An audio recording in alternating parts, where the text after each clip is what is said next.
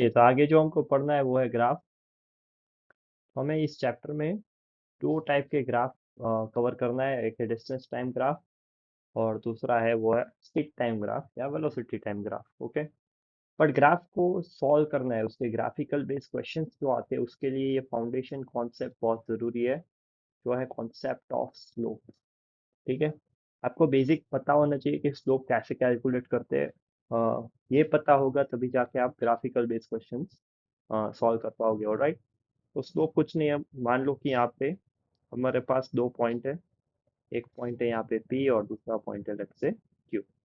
Alright. तो हमको अगर स्लोप चाहिए तो स्लोप का फॉर्मूला है, स्लोप आप याद रख सकते हो, स्लोप का फॉर्मूला है चेंज इन y कोऑर्डिनेट्स अपॉन चेंज इन x कोऑर्डिनेट। ये है स्लोप का formula. It is change in y coordinate upon change in x coordinate. Okay. तो इसको हम इस तरह से भी लिख सकते हैं, that is change in y delta y upon delta x। ठीक है। तो y कोऑर्डिनेट यहाँ पे y2 minus y1 upon x2 minus x1, या फिर इसको ऐसे भी लिख सकते हो दूसरे फॉर्मेट में y1 minus y2 upon x1 minus x2। ठीक है। तो यहाँ पे देखो ऊपर मैंने लिख दिया है वो है पूरा कॉन्सेप्ट ऑफ स्लोप।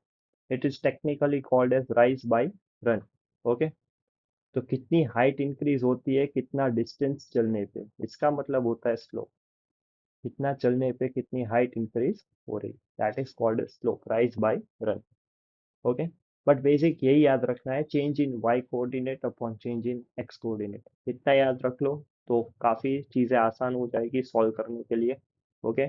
और दूसरी जो चीज़ है वो आपको स्लोप फाइंड करना है जब भी। ओके। तो दो चीज़ें करनी है। पहले तो उस पॉइंट्स के कोऑर्डिनेट्स लिख लो। ये पहला काम करना है। कोऑर्डिनेट्स जो है ग्राफ को देख के सारे पॉइंट्स है वो लिख दो, कोऑर्डिनेट पॉइंट्स। और फिर स्लोप फाइंड कर सकते हो आप आसानी से, change in Y by change in X ये लगा के। ठीक है। तो इतनी आसान सी चीज़ है बट उसको अच्छे से कॉपी में नोट डाउन करना है और समझना है। ऑलराइट। तो ये कॉपी में नोट डाउन कर लो, फिर आगे देखते हैं। चलिए फिर थोड़ा प्रैक्टिस कर लेते हैं स्लोप का। ओके। यहाँ पे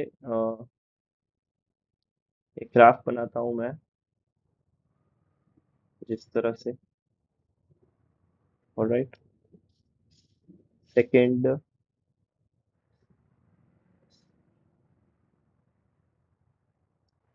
और यहाँ पे थर्ड। ठीक है।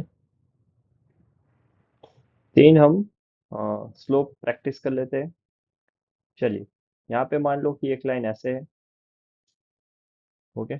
और इसके कोऑर्डिनेट पॉइंट्स है 2,3 और इसके कोऑर्डिनेट पॉइंट है 5,7। ठीक है। मान लो कि ये पॉइंट ए है और ये पॉइंट बी है। सेकेंड केस में ऐसे एक हॉरिजॉन्टल लाइन है हमारे पास। ओके। इसके मान लो कोऑर्डिनेट पॉइंट है 1,4 और इसके कोऑर्डिनेट है 4,4। ठीक है। इसके पॉइंट ए है ये और ये पॉइंट बी है। फिर एक लाइन में ऐसे कंसिडर कर रहा हूँ। ठीक है। तो ये मान लो कि इसके कोऑर्डिनेट है 1,5 और इसके कोऑर्डिनेट है फॉर एग्जांपल लेट्स 6,3। 6,3 ये पॉइंट ए है, ए बी है। ठीक है। यहाँ पे मैंने तीन क्वेश्चंस लगाए हैं, आपको स्लोप कैलकुलेट करना है। ठीक है। So I am giving you 10 seconds, pause करके स्लोप कैलकुलेट करो, फिर मैं सॉल्व करूंगा उसको। तो time starts now.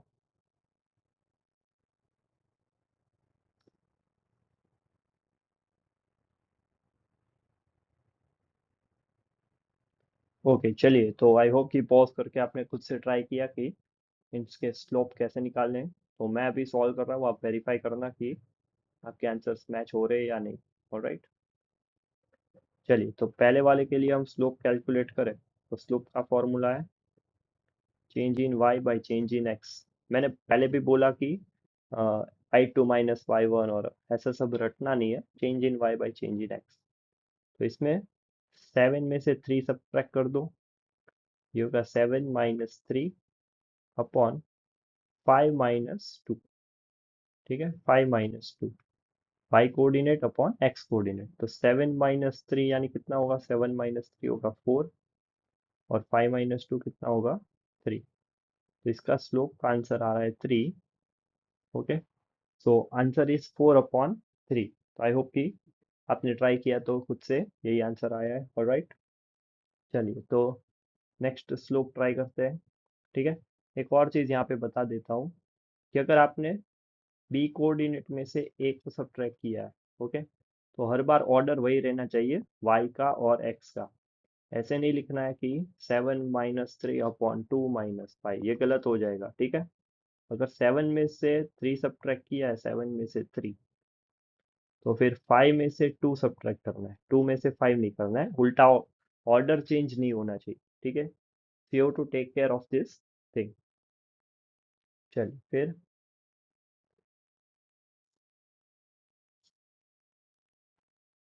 Second solve करते हैं।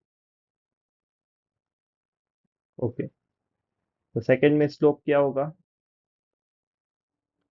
Change in y by change in x।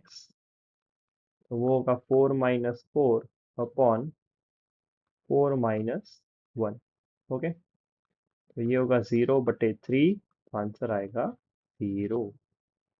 ठीक है, और थर्ड स्टोर करते हैं स्लोप।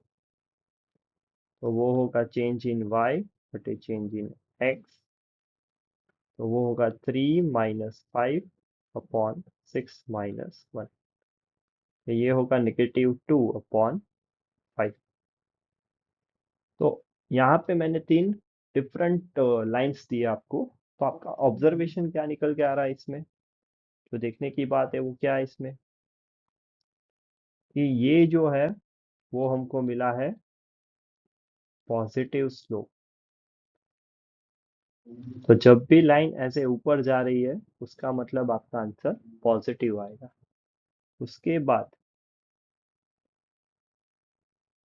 ये जो आंसर है वो आ रहा है 0 स्लोप। तो जब भी आपके पास हॉरिजॉन्टल लाइन है, तो उसका मतलब है उसका स्लोप 0 होगा। And the third one is negative slope. ठीक है, इसका आंसर नेगेटिव आ रहा है, इसे नेगेटिव स्लोप पे जब भी लाइन नीचे की तरफ जा रही होगी, तो उसका आंसर आएगा negative when you are calculating the slope. तो काफ़ी बेसिक, काफ़ी इंपॉर्टेंट फंडामेंटल कॉन्सेप्ट यहाँ पे मैंने बताया है।